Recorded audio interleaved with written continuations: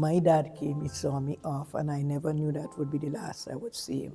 My name is Veronica Simmons, and I'm from St. Vincent. My name is Gloria Hepburn, and I'm from Barbados. I came into England November 1960. It was 2 days after my 21st birthday. I've been doing training to be a nurse back in Barbados, and I came here then to finish the course. I myself did some nursing at home, and I came here. I decided to travel here to further that education along that line. I came by boat. Maybe you come by plane. No, I came on BOAC, which is now British Airways, because my parents BOAC that didn't time. want me to travel. My dad came, he saw me off, and I never knew that would be the last I would see him. He didn't want me to travel anyway, but when you're young, you want adventure. And my mom was very, very strict, and I just want a bit of independence and freedom. The boat from Trinidad was about 14 days, while the other boat used to take 21 days. That was a very long time. So I booked from Trinidad to up here on the big boat, the TV Venezuela. It took about 14 days. From Trinidad, we went to Cannes, Barcelona, Italy. The train from Italy across to France and the ferry over. Into the hospital now, it was a very lonely place. There weren't many of us there. There were only a few black people that were there. And we were treated more or less like lepers from the word go. Patients did not want us to touch them. Some of the family would complain. Once we arrived here, they put us into this 2 years course, knowing very well that it didn't worth nothing. You couldn't get no promotion or do anything, but that is what we had to do. And they knew that it would have been difficult to get into another hospital after that 2 years training to train as a state registered nurse. I managed to do it. I managed to do the 2 and then go on to the 3. I was going to a hospital near to Battersea, I think it's St. Mary's.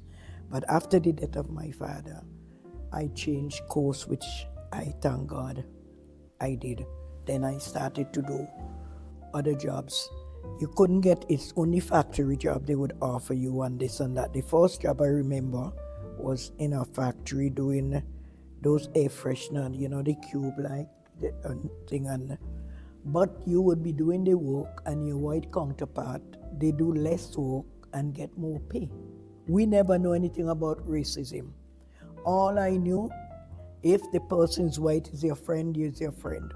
What we have, it was more a class structure, not racism. Whether you white, yellow, pink, you all, if you are my friend, you are my friend.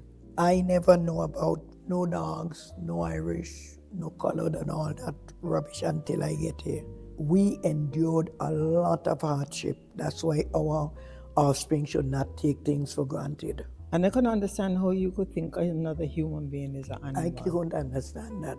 You know, from about 15 years old, I wanted to wear a uniform. That was my thing, to wear a uniform. And my 2 uniforms would have been the police and the nurse.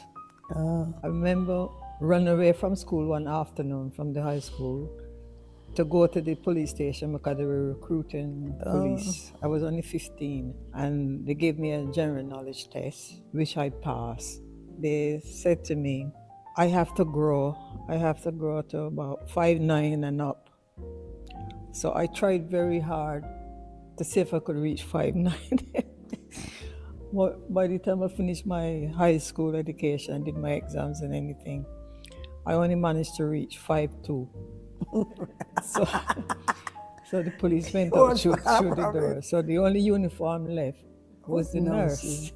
I trained to be a midwife. I did sexual health and contraception.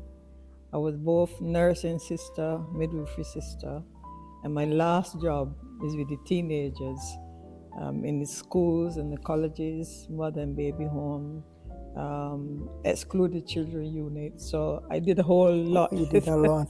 Thank God. So God despite all the suffering that I had, to do that, I achieved it. Praise God. And I'm very glad, because even now, many houses I pass and I can say, yes, I deliver a baby there. My bad times turn out to be good times. And I'm thanking God that I did persevere and go through all the treatment to achieve what I really wanted to do. 76 we moved to Haringey. When we moved to Haringey, it was slightly different from Islington because Islington was a more affluent place, although it was dominantly white. Only 2 black people was in the street where Drayton Park there, but most of those people were Greeks. They were foreigners like ourselves, and they were very helpful in helping me with the children them sometimes, which I was fortunate for.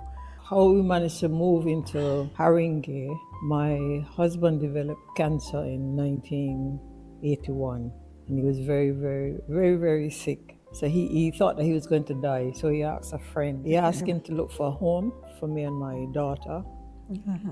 And if possible, he wanted him to find one in Haringey, as near as possible for a dear friend and her husband. And he knew that if he had died, that when my daughter would have been in good company. Thank God she's still alive. The husband died and she's 105 now. Wow. She's still alive. So that's how we managed to come into That is Haringey. So every Sunday, I would park my car and I would walk, and I could hear the service. I could hear the singing and the clapping and that. And one Sunday, I came in my full uniform, and I was made so welcome. That time the church was upstairs. It did move upstairs that time. And I got baptized. And I'm here now for 19, 20 years. I've been coming here.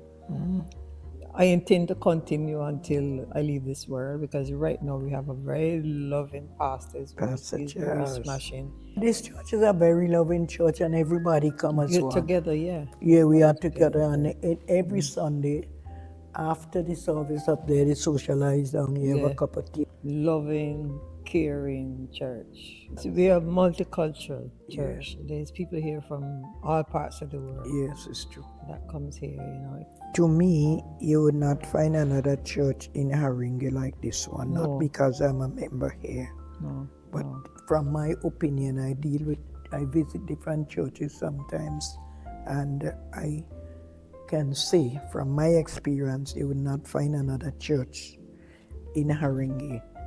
And maybe in London, I don't know, like this one. Yeah. Well, for me, when I met my husband, I was nursing in St. Vincent General Hospital. He came to visit someone on the ward.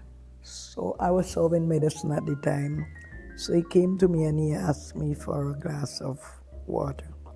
But when I see this guy, it was love at first sight, and he felt the same way too, but he didn't really want the water, but afterward he confessed he wanted to see my reaction.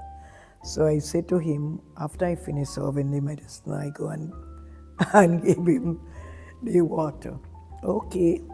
But I knew within me, when I saw this guy, a very handsome guy, I loved him. And he the same way. We felt the same way too. On my way back to Hackney Hospital, 2 friends of the family from Barbados saw me coming and said to me, "Where are you going?" I said, I'm going home, more or less. They wanted to go to another party. I think they're in Club 77 on Holloway Road. Oh, I hear about that. My husband used to go Few there. doors from Holloway Tube Station. And I didn't want to go. I really wanted to go and sleep. For once in my life, I wanted to go and sleep that night. But they insisted, so I went. And we got to the door. So this nice, handsome guy was collecting the tickets, and they said to him how much to come in, and he said, "Oh, you take 5 shillings. 5 shillings for all of you, but nothing for the one at the back." That was all me. right. That was me. I'm inside the party now, and suddenly the guy from the door came and asked me for a dance. And everybody stopped dancing because they've never seen him left the door to come in to ask anybody for a dance. But now he's coming in to ask for a dance. So they were playing Baby Scratch Me Back by Otis Redding. And once he started to dance now, everybody stopped dancing. We were like in the middle dancing, everybody stopped around them. And they keep saying to the DJ, play it again, play it again, play it again. I was dancing, I don't know. And my friends just lift me out of the lift me out of the club and head on back to the hospital. So while I'm in the car, I keep saying, "Oh, I've met an angel." And they keep saying to me, "Is it EUG or is it the monkey that is talking?" So That's life. Life is to enjoy. Life really is to enjoy, you know. Now when we have the free time after the children don't grow up and the Sheila. grandchildren them, and I thank God for the years He has given me.